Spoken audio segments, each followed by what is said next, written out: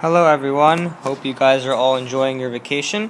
While you guys are on your break, I wanted to record for you a piece of Gemara so that you have something to learn. We'll be beginning here on Yud Beis Amud Beis, which is where we left off, and we're going to be picking up on the Mishnah right over here. So come join me as we learn the new Mishnah in Taanis. So let's begin. Zoom in here and follow along as I read the Mishnah. So the Mishnah states, Avru Elu Velo Na'anu. So in our last Mishnah on Yud Amud Aleph, we said that on Rosh Chodesh Kislev, the Tzibor begins to fast, as always, 3 sets of fasts on a Monday, Thursday, Monday. And if those 3 fasts, Avru Elu Velo Na'anu, if those 3 fasts did not work, if it still has not rained, Beis Din Gozrin Gimel Tanios Acheros al Tzibor. Beis Din set up another 3 fasts for the Tzibor to follow. However, these 3 fasts are a little bit different than the last 3.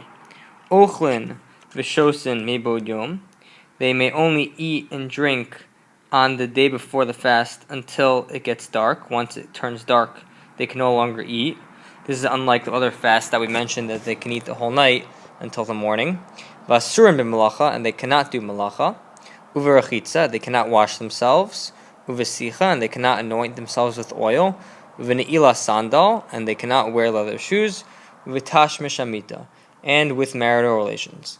Venolin esamarchatzos, and not only can they not do melacha and they can't wash themselves, but we also lock the bathhouses, sort of as a symbolic gesture that no one is allowed to wash themselves on this day because it is a serious fast day. So if we wanted to compare the fast days from the first set of Rosh Chodesh Kislev to the second set, let's look at the following chart. It would sort of look like this. You would have, we know on the 10th, on 10A I should say, you could eat at night, you could work the next day during the fast, you could bathe, you could anoint yourself, you could wear leather shoes, and you could have marital relations. Now the Mishnah is telling us you could only eat until the nighttime, but once the nighttime starts, you can no longer eat. You can't work during the fast, you can't bathe, you can't anoint yourself, you can't wear leather shoes, and you cannot have marital relations. So obviously, this set of fasts is much more strict than the first fast. The Mishnah now continues. Avru Elu Velo Nanu. If, once again, after these fasts, Bnei Israel's prayers and fast was still not answered and it still has not rained, Beis Din Gozrin Alehen Od Sheva Shehein Yud Gimel Taanis al Tzibor. Beis Din make another 7 fast days, which will total us to 13 altogether. We had a set of 3, which is 6, and then a final 7, getting us to 13. And now the Mishnah will tell us how these last 7 are different from the first 6. Hare Elu Yiseiros al Harishonos. And these last 7 are greater, they're more severe than the first 6. Sheba Elu Masriyan. We cry.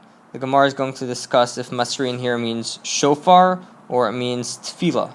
But either way, we certainly have something added here in terms of some type of tefillah of crying.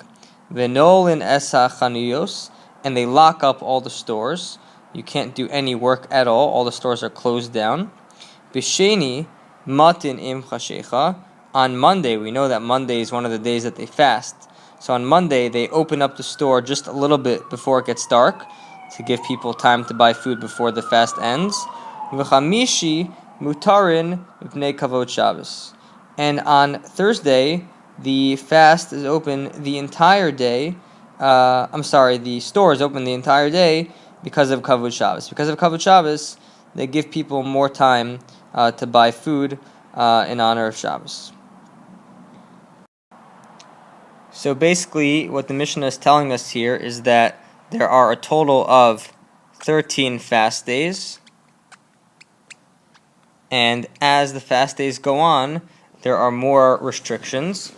And in the last 7, there are the following added restrictions. One is masriin, that we cry out. Two is we lock the stores.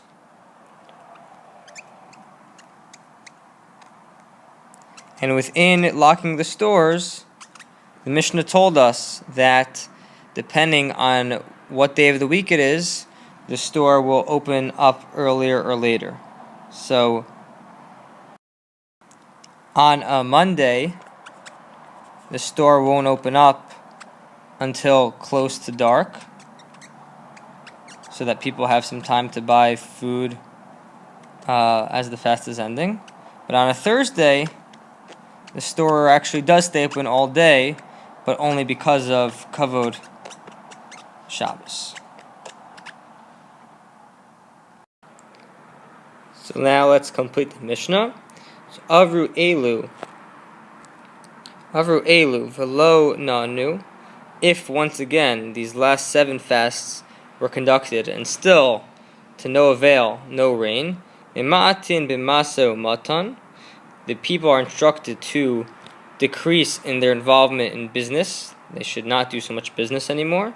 Bevinyan uvenitia, and they should not be involved in building, in planting and constructing, because those are activities that are associated with happiness. Be'erisun uvenisuin, and they shouldn't be getting engaged and getting married. Vish'ila shalom ben adam l'chavero, and people should not be greeting each other, with a cheerful way. This is just like on Tisha B'Av, we're not supposed to greet each other. So here too, the Mishnah is telling us that if it still hasn't rained by this time, which is very dangerous, people should not be greeting each other, as if it was just a normal day.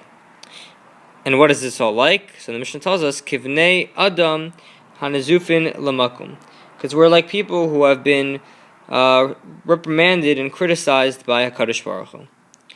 And the Mishnah concludes, Hayechidim Chozrin umisanin achiyat Nisan. The Yechidim, who we said are the rabbis and the students of Torah, still continue to fast until Nisan ends, meaning until the spring season begins.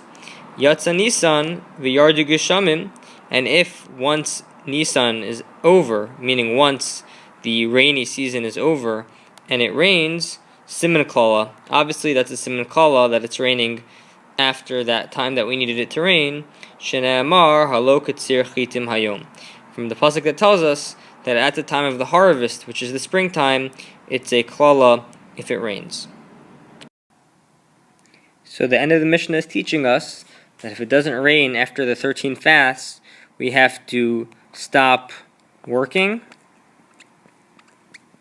and building and engagement / marriage,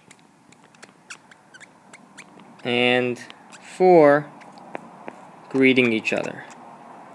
And the Mishnah told us that at this time the Yechidim still do fast, but hopefully it should rain, and if it rains past the time that we want it to, we should not think that that's a bracha because we're so desperate for rain.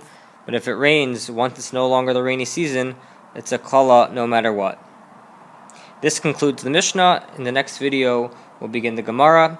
I hope you find these videos very useful. Along with the video, you can find on Haiku the outline to keep track and take notes. Thank you guys, and enjoy your vacation.